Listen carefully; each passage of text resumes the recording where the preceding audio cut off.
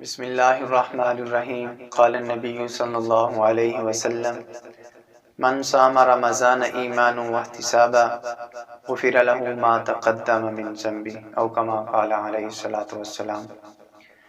فہم then course episode number 4 میں آج ہم گفتگو کریں گے مسائل رمضان کے اوپر۔ سب سے پہلے نیت روزے کی کرنا۔ فرمایا کہ نیت کرنے میں اتنا ہی کافی ہے کہ اپنے دل کے اندر یہ نیت کر لے کہ میں رمضان کا روزہ رکھ رہا ہوں، اور اگر وہ نہیں کر سکا، رات کو بھی نہیں کر سکا، تو پھر صبح زوال سے 1.5 گھنٹہ پہلے تک وہ نیت جو ہے نا وہ کر سکتا ہے۔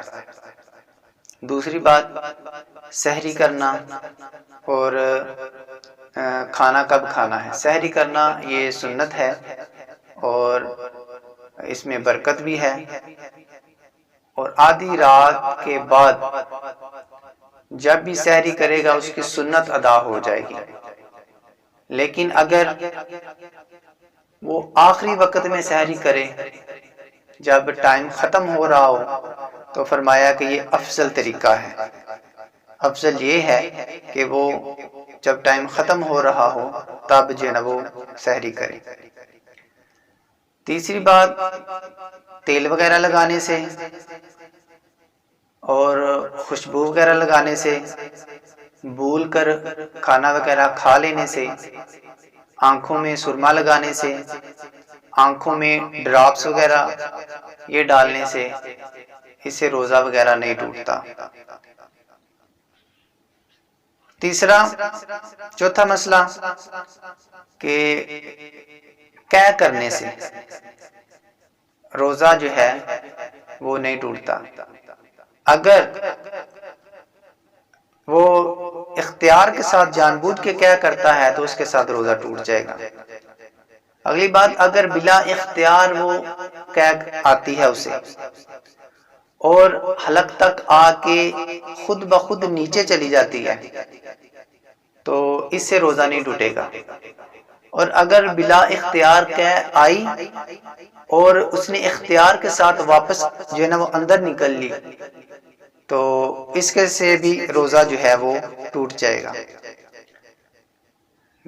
ناک میں اور کانوں میں ڈراپ وغیرہ ڈالنے سے، قطرے وغیرہ ڈالنے سے، اس سے بھی روزہ ٹوٹ جائے گا، کیونکہ جب بھی ہم کانوں کے اندر ڈراپس وغیرہ یا ناک کے اندر ڈراپس وغیرہ ڈالتے ہیں تو اس کا ذائقہ جو ہے نا ہم اپنے حلق میں محسوس کرتے ہیں، تو اس سے جو ہے روزہ ٹوٹ جائے گا۔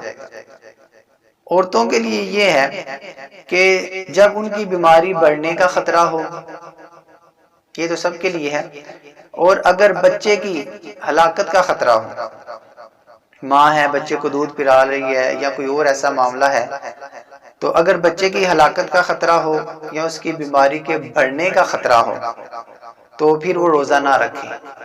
ہاں، لیکن اگر روزہ وہ توڑ بھی سکتی ہے، لیکن مسئلہ یہ ہے کہ بعد میں اس کی قضا جو ہے نا وہ لازم ہے، بعد میں اس نے روزہ رکھنا ہے۔ جھوٹ، غیبت، گالی گلوچ کرنے سے روزہ نہیں ٹوٹے گا لیکن مکروہ ہو جائے گا۔ غیبت اگرچہ جو ہے نا یہ بہت بڑا گناہ ہے، آپ صلی اللہ علیہ وسلم نے فرمایا کہ الغیبۃ اشد من الزنا، غیبت جو ہے یہ زنا سے بھی بڑا گناہ ہے۔ اور ایک اور حدیث میں فرمایا کہ جو غیبت کرتا ہے، کسی کی چغلی کرتا ہے، تو وہ اپنے مرے ہوئے بھائی کا گوشت کھاتا ہے۔ یعنی کہ غیبت اتنا بڑا گناہ ہے، زنا سے بھی بڑا گناہ ہے۔ زنا بھی کوئی چھوٹا گناہ نہیں ہے۔ اگر کوئی شادی شدہ مرد یا عورت زنا کرتے ہیں تو اس کو چوک کے اندر کھڑا کر کے پتھر مار مار کے اس کو ہلاک کیا جائے گا، اتنا بڑا گناہ ہے۔ لیکن غیبت کرنے سے جو ہے نا وہ روزہ ٹوٹے گا نہیں لیکن مکروہ ہو جائے گا۔ بلا عذر کسی چیز کو چکھنا یا چبانا یا جو ہے وہ ٹوتھ پیسٹ وغیرہ کرنا یا منجن وغیرہ کرنا، اس سے روزہ ٹوٹے گا نہیں لیکن مکروہ ہو جائے گا۔ اور آخری بات یہ بہت ہی ہمارے معاشرے میں پائی جاتی ہے کہ جب اذان ہو رہی ہوتی ہے ہم پھر بھی کھانا پینا ہمارا جاری ہوتا ہے، کھا پی رہے ہوتے ہیں، لیکن بات حقیقت یہ ہے کہ اکثر مساجد میں اذان وہ تب دیتے ہیں جب سحری کا وقت ختم ہو جاتا ہے، اور جو ہے نا وہ ہم پھر بھی کھا رہے ہوتے ہیں کہ ابھی اذانیں ہو رہی ہیں، اور اگر وقت ختم ہو گیا، اذان وہ بعد میں ہو رہی ہے اور آپ کھانا کھا رہے ہیں، تو اس سے بھی روزہ جو ہے وہ ٹوٹ جائے گا۔ تو یہ چھوٹی چھوٹی چیزوں کا ہمیں خیال کرنا چاہیے، اپنے علماء سے پوچھتے رہنا چاہیے، تاکہ ہم جو اتنی محنت کے ساتھ یہ نیک اعمال کرتے ہیں ان میں کوئی خلل نہ آئے۔ امید کرتا ہوں آپ کو بات سمجھ آئی ہوگی۔ اگر آپ کوئی بھی مسئلہ پوچھنا چاہیں تو آپ نیچے کمنٹ کر سکتے ہیں، تو ہم ایک علیحدہ جو ہے نا وہ ایپیسوڈ بنایا کریں گے آپ کے سوالات کے جوابات کا۔ تو ہمیں اجازت دیجیے، اللہ حافظ۔